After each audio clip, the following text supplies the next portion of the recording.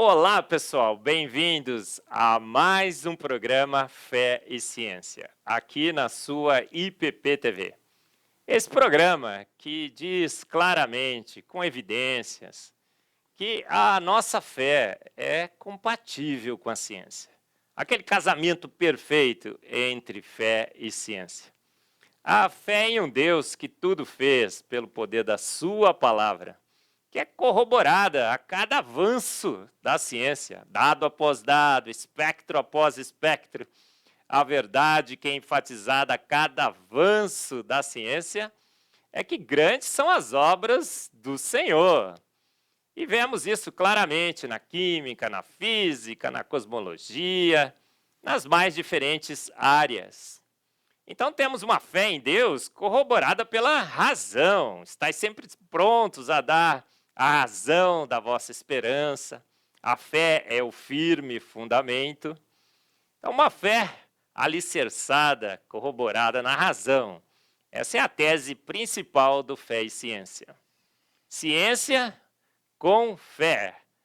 Sempre andam e sempre andarão juntas, desde que você tenha uma boa fé em Deus e uma boa ciência. E esse programa que tem trazido aqui grandes palestrantes, homens e mulheres, que conhecem a ciência, labutam na ciência e que, através da ciência, a sua fé foi fortalecida nesse grande Deus. E hoje temos um privilégio imenso de receber aqui o autor desse livro. Já vou mostrar para vocês A Fé dos Ateus. Olha que legal. Gente, nós temos fé racional, mas os ateus também têm fé. E um tipo de fé um pouco diferente, que será explicado aqui pelo autor. Nós temos aqui o autor desse livro, fantástico, já não li inteiro, mas já folheei grandes argumentos. É o João Paulo Reis Braga. João, privilégio imenso de ter você aqui, face a face, no Fé e Ciência. Muito, muito bom ter você aqui. Grato a você pela sua presença. Queria que você falasse um pouco de você, como é que você escreveu esse livro, da onde surgiu a ideia de escrever. Olha, gente, o Fé dos Ateus. Olá, professor, tudo bem? Muito grato pelo seu convite, pela esse carinho que o senhor tem me dado, essa atenção que o senhor tem dado ao meu trabalho. E eu sou natural de Recife, né? E a ideia de escrever a respeito desse tema, ou de pesquisar desse tema, veio justamente com discussões com amigos ateus, e que eu via que as crenças que eles tinham, que eles divulgavam, eram crenças que eu não conseguia explicar, e que eu via que eles também não conseguiam explicar.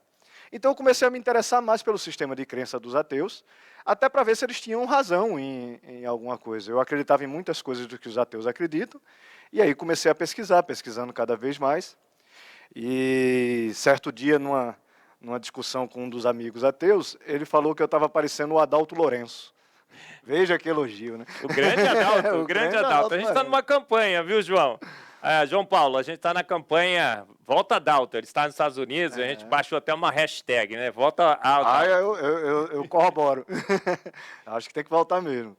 E foi super importante, porque o professor Adalto apresentou as primeiras evidências que eu conheci a respeito do criacionismo. Achei, como muitas pessoas acham, que ele estava errado logo de início.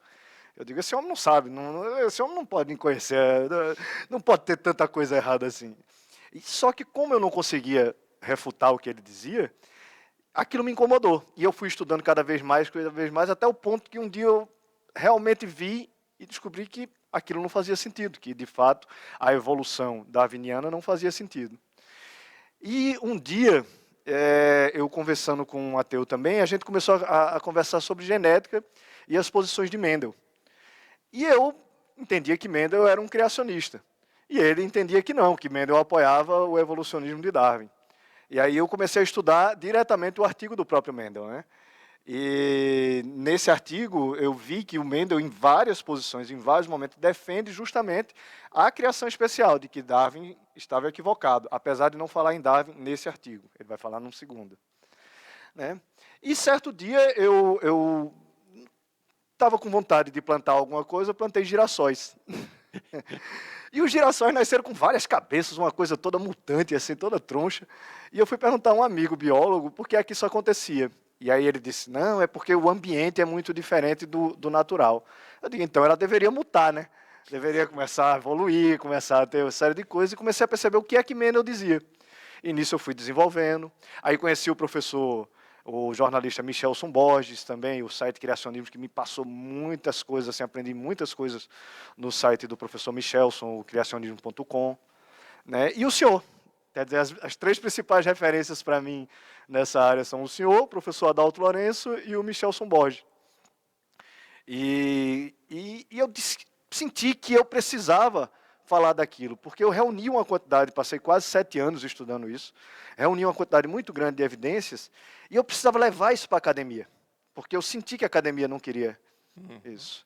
E aí fiz um projeto de mestrado, chamado A Fé dos Ateus, e nesse projeto de mestrado, eu lembro que na banca de qualificação, o professor chegou a dizer assim, mas você vem aqui falar em ciência da religião, fui fazer o curso de ciência da religião. Você vem falar de ciência da religião, vem falar de genética? Eu disse, porque eu cheguei lá na genética e o pessoal não permitia falar em Deus. Aí ele disse assim, um bom argumento. Um bom argumento, com certeza, João Paulo.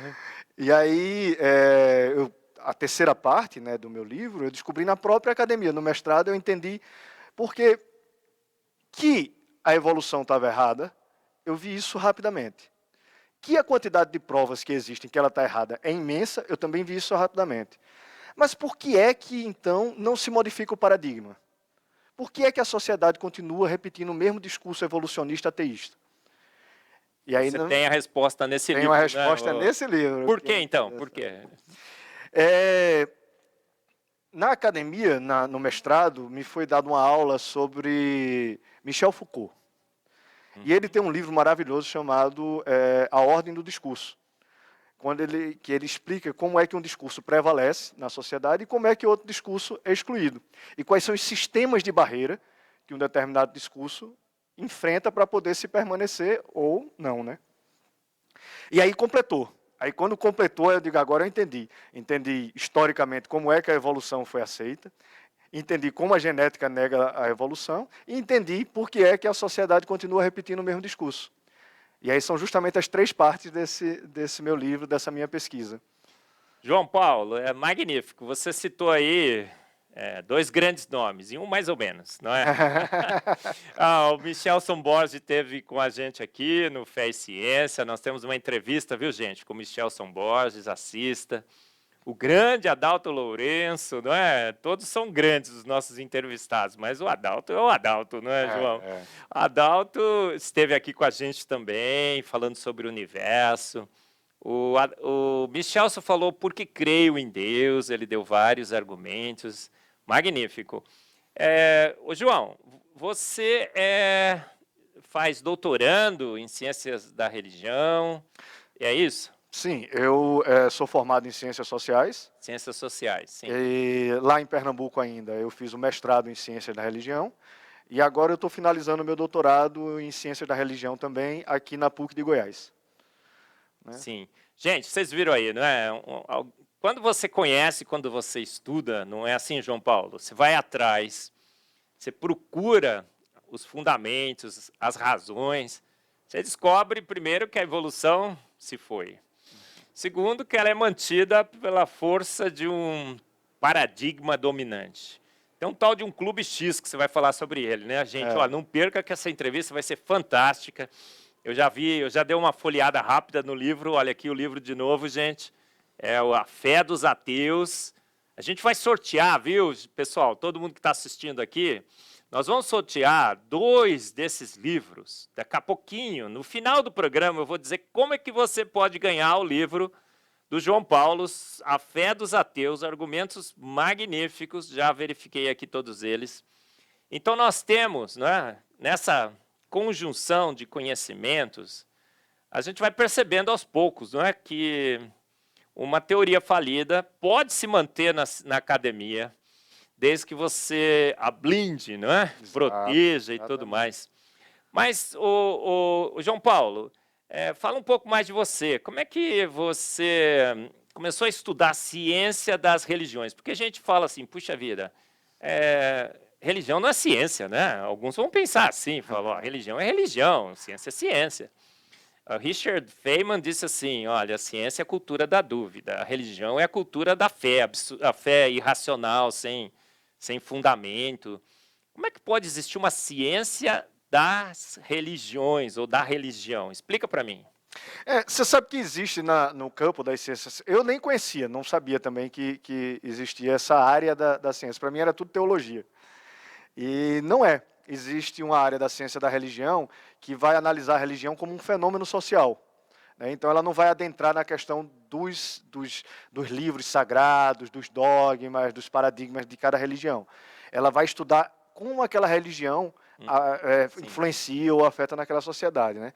E dentro da ciência da religião, existe toda uma discussão se é ciência da religião ou se é ciências da religião. Eu acho que é ciências, porque para mim todas as ciências pertencem à religião. Sim. Como diria Galileu, as ciências é uma forma de você ver a criação, de você entender a própria criação, ou seja, a natureza. Galileu dizia que existiam dois livros sagrados. Um livro era a Bíblia, que ele considerava sagrado, e o outro livro sagrado era o próprio livro da natureza, que ele ia estudar as coisas da natureza. Né? Então ele dizia que estudava por essas dois livros. E eu fui me interessando cada vez mais, e eu vi que a área das ciências da religião é uma área assim, realmente maravilhosa, no sentido de que você tem um amplo aspecto de coisas que você pode estudar, que estão diretamente relacionadas com a religião, ou que tem algum cruzamento com a religião, no caso. Né? Eu me interessei pelo sistema de crença dos ateus, porque eu sempre achei o sistema de crença deles. Eu antes acreditava em muita coisa do que era me dito, né, do que os meus amigos ateus, do que a academia era dito, mas eu sempre achei um sistema curioso, umas explicações curiosas, sabe? Umas coisas assim, vamos dizer, impossíveis, né? Curioso, vamos traduzir, né, João Paulo? E tem muita coisa que eu ficava me perguntando como é que alguém acreditava naquilo. Eu também me pergunto todos os dias, viu, gente? Ó, que o urso nadando de boca aberta virou baleia, né? Que galinha é parente de dinossauro, ou sucessor do dinossauro na escala na árvore da vida. Não faz sentido, né? Aquela sopa ácida, escaldante, venenosa, surge uma ameba que vai evoluindo, né? Até dar nas duas amebas evoluídas que estão discutindo aqui, um monte de ameba evoluída que nos estão vendo em casa, ou no carro, em outros lugares. Não faz sentido, né, João? E não faz sentido, principalmente, a questão da biogênese, né? De você ter um código, você ter uma coisa tão extraordinária como um código genético que tenha surgido, por acaso, por mais simples que ele seja. O código genético mais simples que existe é altamente complexo. Tem até uma frase muito comum no meio da ciência que diz que se Darwin conhecesse a complexidade de uma célula, ele jamais teria proposto a biogênese. É incrível. João Paulo, eu estou preparando uma nova versão do meu livro Antevidência e estava procurando casos assim, né? Eu encontrei um besouro, que eles chamam de besouro diabólico. Ele consegue sustentar 39 mil vezes o seu peso de carga sobre ele, sem trincar a sua couraça. Como é que pode um bicho desse ter evoluído, né? Aí o cientista falava assim, não, porque a evolução ela é pouco eficiente, ela é desastrada, mas ela é um tenente muito severo, ela vai ordenando, as coisas vão acontecendo. A gente pegou e colocou Darwin em cima de um elefante, pisando no besouro, sabe? E a gente colocou o Darwin assim, vestido de sargento, falando assim, pisa no bicho, pisa no besouro, até ele desenvolver essa capacidade. 39 mil vezes o seu peso, ele consegue resistir. Você passa com um carro em cima do besourinho, ele não trinca, é coisa absurda. Eu digo assim, né, o pessoal fala assim, precisa mais fé para ser ateu do que para você crer em Deus. Eu digo que não. São dois tipos diferentes de fé. Tem a fé no racional, quando você crê em Deus, exato, e a fé no irracional, uma fé que eu não gosto de ter. Você gosta de ter esse tipo de fé? Não, eu não gosto e assim, durante muito tempo eu tive, porque me diziam que era o certo. Então eu fui criado assim, né? A gente desde pequenininho a gente aprende aquela história de que o peixe lá criou umas patinhas, saiu andando e aprendeu a respirar. Tem até um peixe que anda de vez em quando aí, que pula, até hoje não aprendeu a respirar. Não, aquele peixe sempre foi assim, né? E sempre será. Mas, pessoal, esse livro do João Paulo tem vários capítulos, vários argumentos, explicando direitinho a fé dos ateus. Então, João Paulo, agora é sua vez. Eu queria que você explicasse direitinho para todo mundo que está nos assistindo no que é baseada a fé dos ateus. Seriam fatos ou boatos? Boa ciência ou uma ciência não tão boa assim? João, está contigo. Pois é, vocês vão ver que no livro eu falo muito de uma coisa chamada mito científico. Um mito científico é todo um sistema de narrativas que é criado para poder embasar algum tipo de teoria teoricamente científica ou naturalista, né? Mas eu trouxe umas pequenas apresentações aqui, professor, para poder explicar de forma mais detalhada o que é o livro que eu escrevi, né? Esse livro ele se baseia principalmente num negócio chamado novo ateísmo, ou neo-ateísmo, né? Que tem como ícones principais esses 4 autores, que é o Richard Dawkins, que é o Sam Harris, o Christopher Hitchens, que já é falecido, e o Daniel Dent. Após o 11 de setembro, houve um movimento de antirreligiosidade muito forte no mundo. E esses autores passaram a vender milhões de livros no mundo inteiro. E esse tipo de ateísmo que eles pregam começou a se espalhar pelo mundo. Qual é o problema? É que um ateu clássico, geralmente, ele simplesmente se reserva o direito de não crer. Não crer em Deus, não crer em espiritualidade ou qualquer coisa que não seja material. Porém, um novo ateu, um neo-ateu, essa nova ramo do ateísmo, ele é um ateu militante, que acredita que a religião faz mal para a sociedade. E, nesse sentido, ele quer eliminar as religiões. Então, ele é alguém que luta contra as religiões. Então, me foquei principalmente nesses 4 autores. E, na medida que eu fui lendo os livros desses autores, eu vi que eles tinham uma quantidade de argumentos assim que já tinham sido refutados há muito tempo. E aí eu comecei a me perguntar, será que a fé dos ateus, a crença que eles têm, as crenças que eles têm, são realmente baseadas em ciência, como falou o professor, ou são baseadas em uma série de mitos científicos? E esse livro responde isso. Eu fui vendo um a um que não era exatamente em boa ciência que o sistema de crença dos ateus se baseia. O livro está praticamente dividido em 3 partes. A primeira parte eu falo justamente de como nasceu esse discurso do novo ateísmo, que a gente fica pensando que esse novo ateísmo é uma coisa muito nova, que é muito recente. Mas quando eu fui estudá-lo, eu fui ver que ele nasceu lá no século XIX. E na segunda parte, eu vou tratar especificamente de genética, então vocês vão ver genética do começo ao fim da segunda parte, nos vários capítulos, e tratando principalmente de vários mitos que os ateus usam para sustentar a sua fé. E na terceira parte, eu vou falar por que é que a fé dos ateus ela continua sendo um paradigma dentro da academia, dentro da ciência. Aqui, por exemplo, na primeira parte, no primeiro capítulo, eu mostro como nasceu a ciência moderna. E ela nasce justamente com o heliocentrismo de 3 pessoas que eram extremamente religiosas. Johannes Kepler, o Nicolau Copérnico e o Galileu Galilei.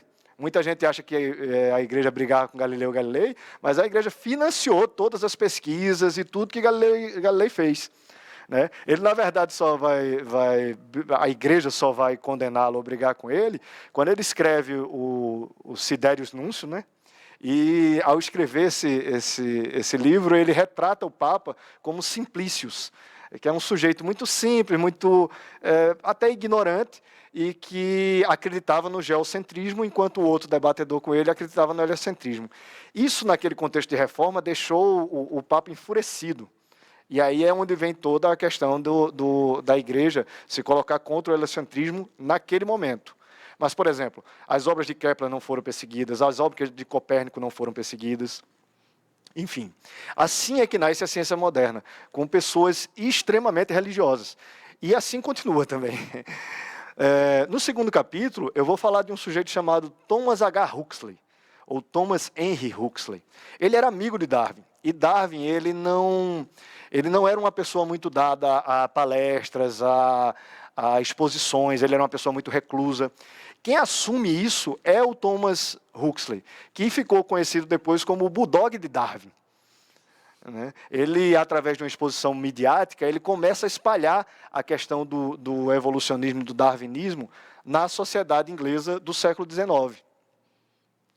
E aí, ele viu que a seara era grande e convocou pessoas para ajudá-lo. E montou um chamado Clube X. O Clube X, inclusive, é de onde vem aquela questão dos X-Men e tudo mais.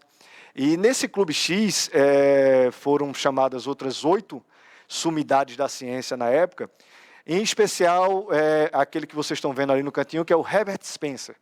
O Spencer foi, inclusive, que cunhou o termo a sobrevivência do mais forte. Ele fez livros evolucionistas, também foi filósofo. Ele também é a base de muitas coisas na sociologia. E ele chamou pessoas do campo da biologia, vamos dizer assim, da botânica e tudo mais, mas também chamou matemáticos, chamou físicos, chamou até políticos. E essas pessoas acabaram levando essa ideia de evolucionismo para as respectivas áreas delas. E isso fez com que justamente se espalhasse muito rápido o darwinismo, a ideia de Darwin. E não só pela questão biológica, mas também por todas as outras áreas, também pelas outras áreas de ciências naturais. Então, aí, uma das coisas importantes para a gente perceber é que nesse Clube X, além de ter pessoas que eram muito influentes no campo acadêmico nessa época, na sociedade da Inglaterra e em outras sociedades, como a Royal Society e a Sociedade Francesa de Ciência. Por exemplo, 3 dos personagens do Clube X foram presidentes da Royal Society. Então, eles passaram a determinar o que é ciência. E e 2 deles, o Huxley e outra pessoa do Clube X, foram os responsáveis por criar a revista Nature. E eles fizeram justamente as primeiras análises da Nature, e fizeram análise da Nature, inclusive, a respeito de Darwin, da proposta de Darwin do evolucionismo. Então, isso se espalhou e se fixou muito rapidamente, tanto na academia inglesa como nas academias europeias, no caso a alemã e a francesa. Só que, pouco tempo depois, a sociedade ainda não, vamos dizer assim, comprava essa ideia do darwinismo. E não comprava essa ideia de que existia um conflito entre aquilo que dizia a religião e aquilo que dizia a ciência. Só que surge um homem chamado John Draper. Ele escreve um livro chamado A História do Conflito da Religião com a Ciência. E ele passa, através de argumentos falsos, a dizer que, por exemplo, os religiosos acreditavam numa terra plana, que era algo que não se acreditava já naquela época. Acreditavam que, enfim, que a borda do mundo, existia uma borda no mundo e que os navios iam cair. E nada disso era acreditado. E eles fazem uma retrospectiva também errônea da vida de Galileu. E dizem que Galileu brigou a vida toda com a ciência, com a igreja, que a igreja não queria deixá-lo fazer seu trabalho, o que é falso. A maioria dos historiadores hoje pega os argumentos tanto de Draper como do outro que eu vou falar, como falsos, absolutamente nulos. E pouco tempo depois dele escrever, esse livro fez um grande sucesso, esse livro de Draper, e pouco tempo depois, cerca de 5 ou 6 anos depois, um outro livro fez muito sucesso, de um autor chamado Andrew Dickson, que tem um título bem parecido também, que é A História do Conflito da Ciência com a Teologia da Cristandade. Nesse caso, o Andrew White, ele ataca diretamente a cristandade. No 5º capítulo, eu vou mostrar como é que a teoria de Darwin ela se tornou efetivamente hegemônica dentro da academia. Eu vou mostrar, por exemplo, que na sociologia ela já entrou com uma força muito grande e que o Edward Taylor, que é uma das fotos que vocês veem aí o primeiro, ele, vamos dizer assim, como ele achou a resposta de onde veio o homem, ele passou a acreditar que o homem é que criou Deus. Então, ele começa a elaborar toda uma teoria de como teria sido forjada a religião, com histórias, invenções e tudo mais. né? Aí depois vem o Emil Durkheim, né? Que vai falar daquela coisa de estágios diferentes na humanidade, vai falar que a humanidade tem um estágio de magia, tem um estágio de religião e um estágio de ciência. Aí ele introduziu a ideia de que a religião um dia poderia acabar. E aí o golpe final veio justamente com Weber, o famoso Max Weber, que ele começou a diferenciar entre o pensamento do que seria de um pensamento de cientista, do que seria um pensamento religioso, que até então nunca tinham sido díspares, não eram opostos, né? No 6º capítulo, eu começo a entrar na questão da genética, que vocês vão ver muito no livro, né?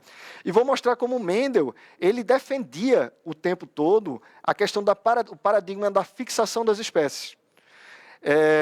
Ele defendia que existem famílias que têm espécies diferentes, mas que essas espécies não podem passar de uma determinada família genética. Tanto que o artigo mais famoso de Mendel, que é o artigo que traz a genética para a gente, descobre a genética para a gente, é um artigo que conclui justamente falando que essa evolução infinita de um ser se transformando em outro, ela era impossível. Ele conclui concordando com outro autor que também já tinha concluído que o que Darwin propunha estava errado. E mais do que acreditar nisso, Mendel mostra porque está errado. Ele faz as experiências e mostra que existe uma constante o tempo todo. Ou seja, os códigos genéticos eles se mantêm constantes e eles procuram um constante o tempo todo. Eles não ficam se modificando e nem perdem a sua estabilidade. Só que, o que é que ocorre? Mendel estava certo e fez um artigo, um estudo sensacional explicando como ocorre a vida. Só que ele não estava no verdadeiro. Por quê? Porque a ideia de Darwin, professor, já havia se espalhado tanto na sociedade que já tinha se tornado o verdadeiro da academia. Na verdade, os cursos de biologia e de sociologia já nascem com a questão evolucionista. Eles nem que eles mudaram o paradigma deles, é que eles já nasceram com esse paradigma. E aí, Mendel precisava ser encaixado no verdadeiro. Aí a gente tem essa figura do Ronald Fisher, que era um matemático da época. Ele foi quem criou a chamada genética populacional. E ele ataca Mendel. Ele diz que Mendel, inclusive, errou, usou os dados falsos, falsificou dados. E no final ele conclui que Mendel concordava com Darwin. E não só ele, como outros também darwinistas começam a querer encaixar Mendel dentro das ideias de Darwin. E aí, juntando a genética com as ideias de Darwin, eles forjaram o neo-darwinismo. Ou seja, a ideia de que as mutações é que vão gerar novos códigos, novos sistemas, que vai fazer com que aquele ser vivo, aquele código genético, com o tempo, com o acúmulo, vá se transformar em outro. E não era isso que Mendel pregava. E assim eu encerro a primeira parte do meu livro. E entramos na segunda parte, né? Que é justamente a desilusão dos ateus com a genética. Né? A genética ela é um dos principais problemas para quem é ateu. Né? Eu começo essa minha parte do livro falando dos chamados mitos mutantes. Porque os ateus eles começam a transformar a sua teoria de acordo com o que a gente vai vendo na prática, que aquilo que eles argumentam não está certo. Ou seja, o que eles acreditavam antes vai se modificando para poder, vamos dizer assim, driblar o que a gente vê na realidade. E aí começa a questão toda das mutações. Como eu falei para vocês, essa tentativa de juntar Mendel com Darwin baseou toda a sua teoria na questão das mutações. E aí algumas mutações, eles achavam que eram inclusive mutações, começaram a passar uma ideia de que era possível mesmo um código genético evoluir. Só que quando você vai ver, todas essas supostas mutações que teriam criado algo novo no código genético, na verdade elas não criaram. A primeira do Hugo de Vries estava errada, que ele fez com as primúlas, com as plantas. A segunda também de Thomas Morgan, que ele é o pai das moscas, né? que é aquelas coisas, todas aquelas experiências com moscas e tal e tudo mais, quem começou foi o Thomas Morgan.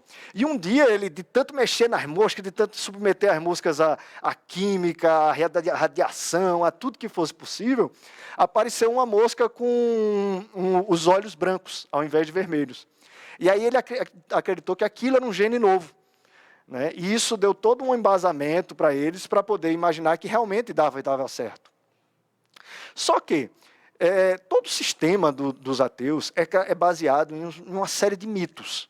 Né? E um dos mitos, eu vou tratar de alguns, um dos mitos mais famosos é justamente esse mito de que existem mutações benéficas. O próprio Morgan, professor, ele acreditava que as mutações que não fossem benéficas seriam eliminadas e as mutações benéficas permaneceriam. Só que não é isso que a gente vê. Né? Na natureza, por exemplo, você tem milhares de mutações diferentes. Os cientistas já identificaram milhares de mutações diferentes. E todas elas nocivas. Praticamente todas elas nocivas. Eles só dão 3 exemplos de mutações que não teriam sido nocivas, que teriam sido benéficas. Porém, quando a gente vai analisar essas mutações também, elas trazem prejuízo para o organismo. Né? A mais famosa é a das células falciformes, que eles dizem que é um tipo de mutação que daria maior resistência à malária. Mas, na verdade, a doença das células falciformes é um problema seríssimo para as pessoas. As pessoas têm problema de coração, têm problema de locomoção, têm dores. Só que, como o fluxo de sangue fica um pouco mais lento, aí atrapalha um pouco mais o desenvolvimento da malária. E eles acham que isso é um benefício.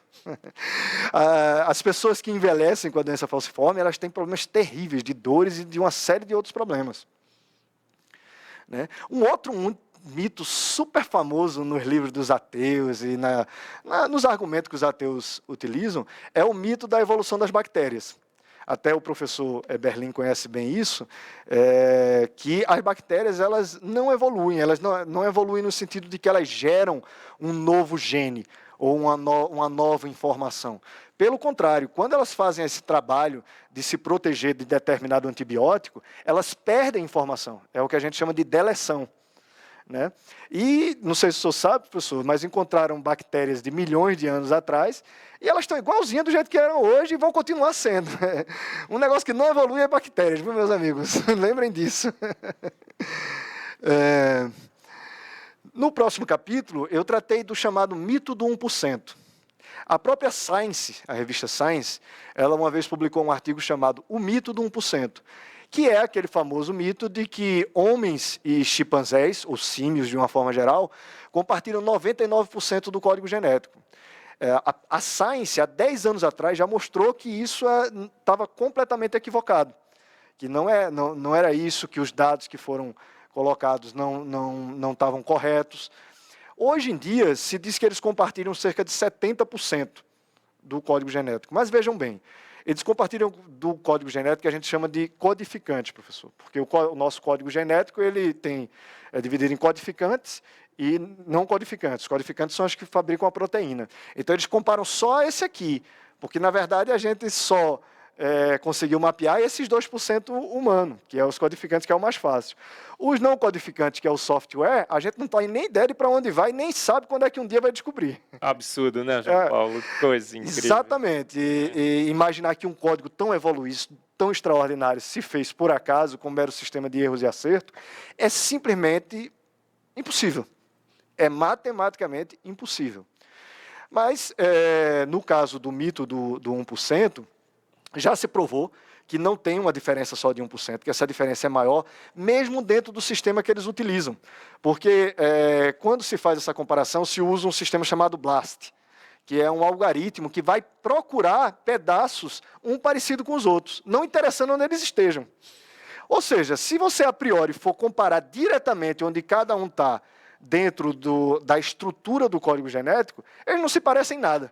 Dá 33%, na melhor avaliação que eu conheço, viu, João Paulo? 33%. Mas não quero interromper, eu quero que você vá até o final, que está super interessante. Só estou assistindo aqui, gente. Exato. E esse método de comparação, por exemplo, se utilizar esse método de comparação que o pessoal acha 70%, 80%, 90%, se você fizer isso com vermes, com galinha, com coelho, eles vão dar até uma margem de proximidade maior com o código genético humano do que os símios.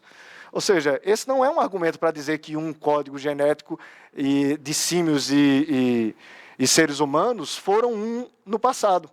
Né? Porque essa própria proximidade a gente tem com outras espécies, inclusive com a estrela do mar, ouriço. Né? É um argumento hoje praticamente descartado. E o mais famoso dos mitos, né? O mito da abiogênese, a crença de que a vida poderia surgir espontaneamente, pelo mero acaso. Um dos primeiros a propor isso foi o próprio Darwin. Ele não propõe isso diretamente no livro dele, né, na Origem das Espécies, mas propõe depois num livro mais curto que ele faz, eu acho que é A Descendência Humana, se eu não me engano. Com certeza, professor, a biogênese é o maior exemplo de fé que existe de um ateu. Concordo plenamente com você, viu, João Paulo? Eu estava quietinho escutando aqui, mas agora eu não aguento, né, de não falar, né? Eu sou químico, João Paulo. Aquela sopa ácida escaldante venenosa, que eles acham que a primeira ameba surgiu ali, as leis da química todas conspiram contra o surgimento de vida ali. Exatamente. Não tem a menor chance de matéria inanimada formar a sofisticação máxima e absoluta que você precisa para uma mera ameba. Mera ameba? As amebas são um espetáculo máximo de sofisticação, de engenharia e tudo mais. É realmente uma fé estranha essa dos ateus, não é, João Paulo? Eu costumo dizer que o ateu ele tem fé em qualquer coisa que não tem o nome de Deus. O que você falar para um ateu, ele vai ter fé desde que não tenha o nome de Deus.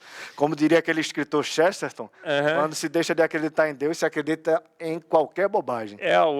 Quem parafraseou Chesterton, que eu vivo citando, foi o Luiz Felipe Pondé. Não sei se o Pondé está assistindo, viu, Pondé? Você é 10, mas outro dia no programa, o Pondé citou esse 1%.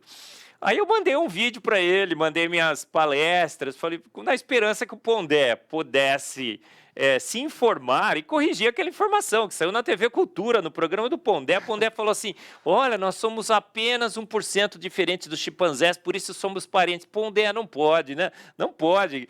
O próprio Pondé disse isso. Quem não crê em Deus, crê num monte de bobagens. Exato. Parafraseando o Chesterton. E o Pondé falou uma bobagem no programa dele, né? O Pondé, quem crê na fé dos ateus, acha que é 1%, mas não é. 30%.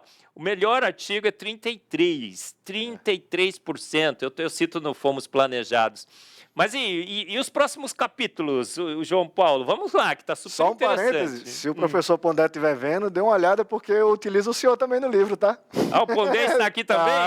Pondé, você está aqui, Pondé. Alguém vai mostrar esse para o Pondé, com certeza. Eu gosto muito do Pondé. O Pondé, eu tive um debate com o Pondé. Vamos fazer um breakzinho, depois você continua, né? É na Casa do Saber aqui. O título era assim, Homem do Barro ou do Macaco? Naquela época, o Pondé se declarava ateu. E eu fui lá defender o barro e o Pondé foi defender o macaco. No meio do debate, o Pondé estava tanto defendendo o barro que eu quase comecei a defender o macaco. Você tem uma ideia, João Paulo? E aí, depois de um certo tempo, fizeram uma entrevista com o Pondé, acho que foi na Folha, perguntaram, Pondé, você é ateu? Ele falou assim, eu fui, hoje eu creio em Deus. O Pondé crê em Deus, ele sabe disso, ele só deu um escorregãozinho naquele 1%, que você vai corrigir, né, Pondé? 33%, é 3,2 bilhões de pares de base, 33, Pondé, dá 1 bilhão de pares de base. Descansa em paz, Pondé, o chimpa não é teu mano, não é meu mano, nem do João Paulo. João, os próximos capítulos. Eu utilizo justamente essa entrevista que o Pondé deu para a Folha, né? Exatamente. Isso. Então, aí a biogênese, né, como professor, a biogênese até outros autores já tratam até melhor dela do que eu trato, mas eu pego as duas principais teorias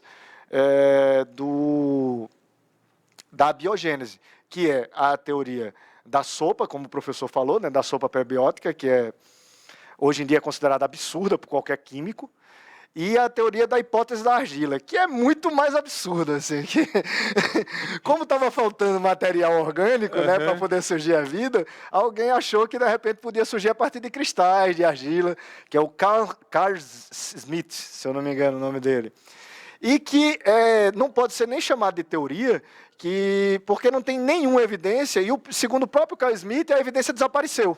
Ela existiu, mas desapareceu.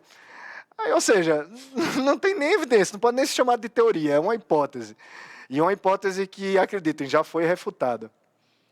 E o Richard Dawkins, ele tem um princípio, vamos dizer assim, uma teoria que é meio filosofia com crença, que é do princípio antrópico. Que, segundo ele, se tiver uma probabilidade de 1 em tantos bilhões para acontecer a vida, ela vai acontecer. Mas o Borel já fez um cálculo, né? Eu acho que quem não crê em Deus também esquece de verificar a matemática, não é, João Paulo? Ateu não gosta de matemática. Ateu não gosta, biólogo também. Porque o Borel já fez um cálculo que diz o seguinte, é o limite probabilístico de Borel. Qualquer processo que seja menos provável, de que em uma probabilidade, em 10 elevado a 50, ele não se torna pouco provável, ele se torna impossível. Exato. Ele se torna impossível, a gente sabe disso. Não é assim, dados milhões e milhões de anos, o impossível se torna possível ou inevitável. Isso é uma grande falácia. A matemática já mostrou isso. Os recursos probabilísticos do universo a gente pode calcular, João Paulo.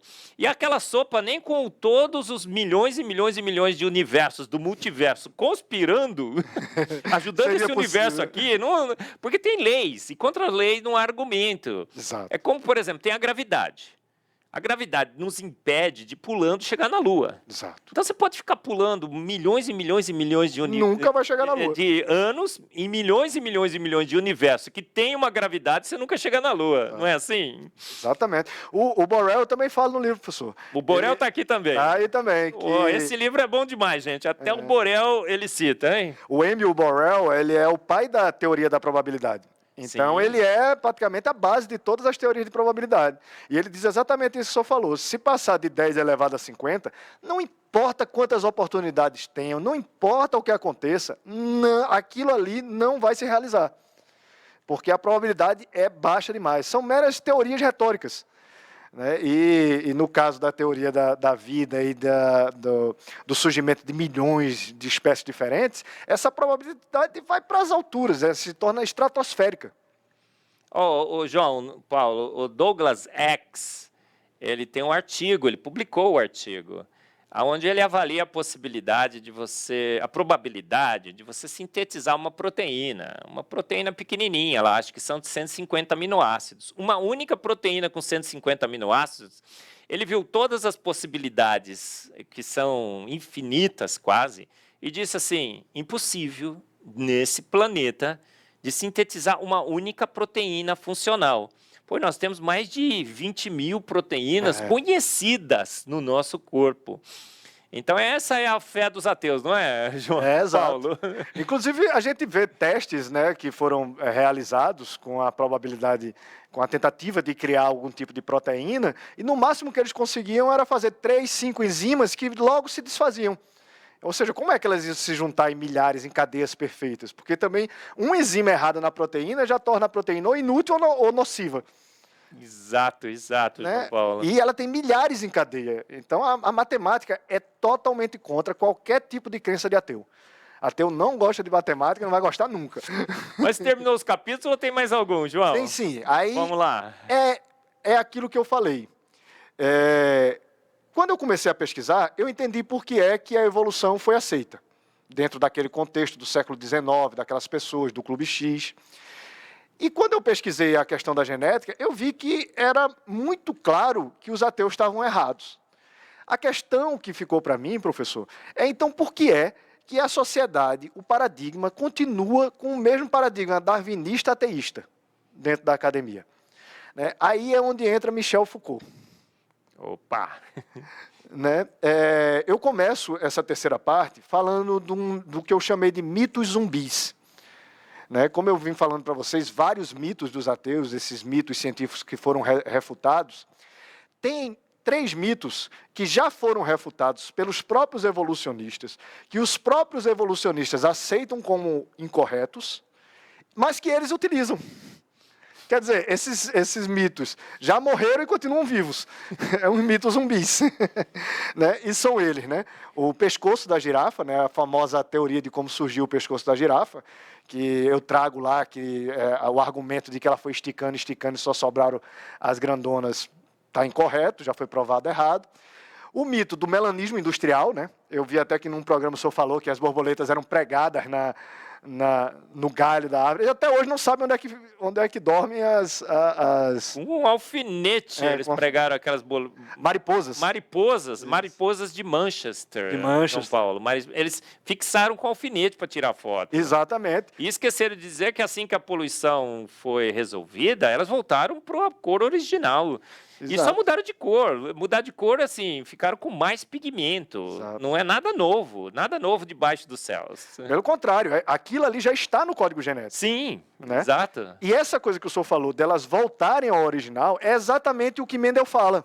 Que quando o estresse do ambiente passa, aquele código genético ele não tem uma tendência de permanecer daquela forma, daquela nova forma, ou de algum tipo de mutação que ele gerou. Ele tem a tendência de regredir. Ou seja, de regredir, entre aspas, de voltar a ser aquele código base que era.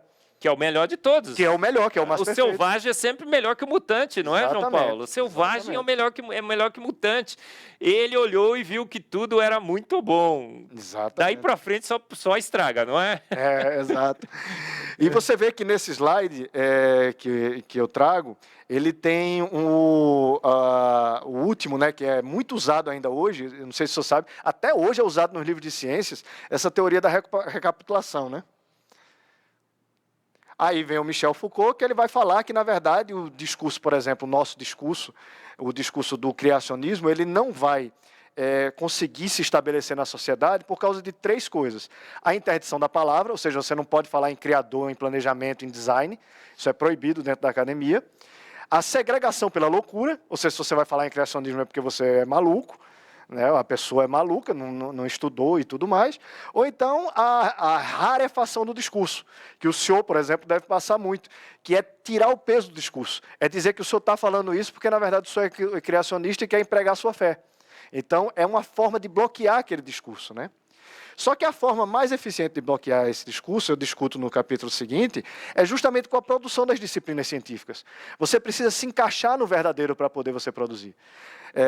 Então, qualquer tipo de descoberta que reforce a ideia do criacionismo, nossa, ela tem uma dificuldade tremenda de ser publicada em artigos científicos, em livros e no que for. Porque ela literalmente sofre um bloqueio. A gente sabe de vários casos disso, né? De que artigos foram publicados e depois tiveram que ser retirados do ar, sem erro nenhum, mas porque as pessoas ficaram revoltadas porque ele tinha alguma coisa que reforçava a ideia de criação. Né? E aí eu falo um pouco também das vantagens que os ateus tiveram, né? O senhor sabe, por exemplo, que o Richard Dawkins foi o criador dos memes, né? Com esses memes curtinhos e tudo mais. As decisões judiciais, que sem ciência nenhuma decidiram que o evolucionismo estava certo, né? Algumas das decisões judiciais nos Estados Unidos, e o Wikipédia. O Wikipédia hoje é a maior biblioteca que as pessoas vão, é o Wikipédia, e o Wikipédia é extremamente ateísta, naturalista. Então, tudo que ele coloca, inclusive as coisas do criacionismo, ele sempre coloca um porém abaixo com uma versão naturalista, né? O meu Wikipédia fala sobre mim. E lá eu sou negacionista, eu sou pseudocientista, né?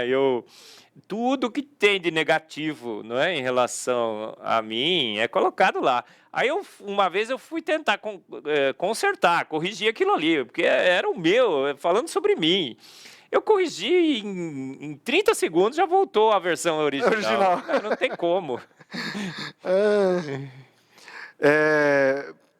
Aí, por fim, no penúltimo capítulo, eu vou tratar justamente de que essa crença dos ateus, esse paradigma que não muda, apesar de tantas evidências, acaba atrapalhando a ciência.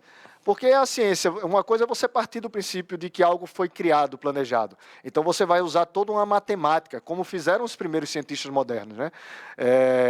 Kepler, Galileu e Copérnico, eles viram matemática no universo. E partiram do princípio de que o universo era compreensível exatamente por causa disso, porque ele tem matemática. O código genético é a mesma coisa. Mendel também viu matemática no código genético, né? E a partir disso ele conseguiu decifrar o código. Por fim, eu vou falar, eu faço uma questão de me perguntar por que é que alguém tem fé no ateísmo. E a resposta que eu encontrei foi que não tem a ver com ciência, não tem a ver com raciocinar, não tem a ver com nada disso, tem a ver com o estilo de vida que a pessoa adotou para ela. Então, ela às vezes adota um estilo de vida em que ela acredita que se existir um Deus, esse Deus não vai estar de acordo com o estilo de vida dela, e por isso ela prefere ser ateia. Então, não tem a ver com argumentos, ou com ciência, ou com o que quer que seja, mas sim com uma decisão pessoal. O próprio Pondé fala que poucos ateus não são crianças frustradas, né, com o pai, ou com a freira, ou com um amiguinho que era mais feliz do que ele. E é isso. Meu livro é... Magnífico, João Paulo, magnífico. Está aí o final, né? Grato a todos pela atenção, não é? Deus está no princípio de todas as coisas, Ele está no final de toda reflexão. Max Planck. João, foi fantástico, né, gente? Eu estava aqui... Olha, tudo que eu tenho falado aqui no Fé e Ciência, acho que o João Paulo resumiu muito bem, né? Tudo que a gente tem vivido, as mutações, como são deletérias, eu chamo de defeitos vantajosos. Às vezes traz uma vantagem, mas é um defeito. Exato. Não, o Michael Behe, no novo livro, A Involução de Darwin, não sei se você já leu, precisa ler. Você já leu? Sim. É magnífico, ele fala sobre isso. Eu não sabia que o Mendel já tinha estabelecido o limite nas famílias, porque é exatamente o que o Michael Behe também fala no seu livro, que a gente descobriu que é família mesmo. Então, desde Mendel já vinha isso, né? Sim. Então, gente, olha, pessoal, fantástico o livro do João Paulo, vou mostrar mais uma vez. Hein, João? Quanto que a gente cobrou aí de você dessa promoção aqui do seu livro? Nada, gente. Né? Cobrou ele que pagou a passagem, veio aqui em São Paulo, se hospedou e tudo mais. Olha só que coisa linda. Ô, João, deixa eu fazer mais algumas perguntas para você. Essa fé dos ateus. Olha, João, eu queria que você olhasse para aquela câmera daqui a pouquinho. João, 2/3 dos nossos jovens estão entrando nas universidades e estão se tornando ateus. O ateísmo está crescendo, inclusive... não só fora, mas dentro das nossas igrejas. E eles estão se tornando ateus porque eles acham que o ateísmo é erudição. Olha, meu professor falou comigo sobre o ateísmo, falou que Deus é mau, e que se Deus existir, ele é mau. Né? Outro dia, um professor de filosofia falou na classe da Nina, ela veio toda preocupada, crianças da classe choraram, porque ele disse assim, Deus é extremamente mau. Então, eu queria que você olhasse para aquela câmera e falasse para essa juventude. Eu queria que você falasse para a juventude agora, João, Paulo, você tem uma missão. É erudito ser ateu? Faz sentido? Ou essa turma toda que está abandonando Deus, trocando pelo ateísmo, o que você teria de dizer para elas? Um famoso sociólogo chamado Peter Berger, ele disse que formou-se, durante o século XX, uma subcultura secularizada, ou seja, uma subcultura ateísta que dominou as academias. Como eu falo no meu livro, a academia ela já nasce com essa ideia de evolucionismo. Então, a gente aprende isso. Eu mesmo fui evolucionista durante praticamente toda a minha vida até estudar. A Lynn Margulis, eu trago um depoimento dela também no livro, a Lynn Margulis, ela disse que acreditou na evolução até ela estudar. Porque na academia, as pessoas não vão se perguntar se a evolução aconteceu ou não, se ela está certa ou está errada. Você é que tem que se perguntar isso. Porque eles vão te ensinar que está certo e que é aquilo que você tem que responder. Mas quando você vai pesquisar, quando você vai analisar, quando você vai ver os dados, as provas que contrariam o que Darwin disse e o que muitos evolucionistas dizem hoje, você percebe rapidamente que aquilo não aconteceu. E aí é tirar o bloqueio. Porque a gente, justamente como o professor falou, meu professor, meu mestre me disse que é assim, que Deus não existe. E as pessoas acabam embarcando nessa onda. Estudem. Se vocês acham que está errado, que o criacionismo está errado, que os argumentos não são cabíveis, são fracos, estudem. Vocês vão ver que o criacionismo ele tem uma quantidade de argumentos extraordinária, muito sólidas, muito bem embasadas. E aí vocês tomam suas próprias decisões. Agora, não comprem a ideia do ateísmo, do evolucionismo, sem vocês examinarem por vocês mesmos. Porque vocês vão se enganar. Magnífico, pessoal. É isso que a gente tem que fazer. A gente tem que ter firmes fundamentos. A gente tem que estudar, a gente tem que avaliar. Eu aprendi isso desde pequenininho na minha escola bíblica dominical. Você também deve ter aprendido, né, João Paulo? A gente não compra as ideias, a gente avalia. Exato. A gente lê a palavra, a gente avalia a palavra, a gente olha o universo, a gente avalia o universo. E a gente escolhe a melhor hipótese. E muitos jovens estão seguindo aí o caminho da evolução, se tornando ateus. Olha só, você tem esse tipo de fé, você tem esse tipo de fé. A fé dos ateus, que o João magnificamente falou aqui. Mas a verdadeira ciência aponta para Deus, não é, João? Sempre. João Paulo? Sempre aponta para Deus. E você estuda, né, ciência das religiões, vai atrás. A história mostra. Esse Clube X aí, para mim, eu já tinha ouvido falar, uma lembrança remota, mas fantástico, você me trouxe de volta aí um argumento poderosíssimo, né? Como que um grupo domina a academia. Eu sou, para os acadêmicos, né, eu até brinco, de vez em quando ligo um professor e falo assim, Marcos, você está doente? Eu falo, você precisa se consultar. Eu falo, que médico? Ele fala, um psicólogo? Eu pergunto, não, um psiquiatra. Já me falaram isso, que eu precisava... Isso é verdade, o amigo meu me disse que eu precisava consultar o psiquiatra porque eu creio em Deus. Eu não creio em Deus, eu sempre falo, eu tenho certeza absoluta que ele existe. Você também tem certeza, não tem, João Paulo? Eu não tenho fé que Deus existe. Eu tenho a absoluta certeza de que existe um Criador. Eu também. Vocês viram aqui vários entrevistados no Fé e Ciência declarando isso. Por isso que esse programa é sensacional, é fantástico. Não é porque eu apresento, gente, porque são os convidados magníficos, como o João Paulo, que teve hoje à noite aqui, né? E deu um show. Por que ele deu um show? Porque ele está do lado da verdade, porque ele estudou, porque ele sabe os argumentos, escreveu, sentou, escreveu um livro. Não é? Que Deus honre, que Deus o retribua triplicadamente por essa grande obra. Eu vou verificar se tem uma vaga ainda, mas eu acho que tem, viu, João? Paulo, nós vamos fazer o terceiro Congresso Brasileiro do Design Inteligente, lá no Hilton Palace, Copacabana. E se tiver uma vaguinha, você já vai estar lá falando sobre a fé dos ateus, mostrando essa enxurrada de argumentos científicos. Ficou gravada aí a sua promessa, viu? Ficou gravado. Agora, o Kelson Mota, que é o organizador. Kelson, arruma uma vaguinha para esse homem, né? Você viu que sensacional.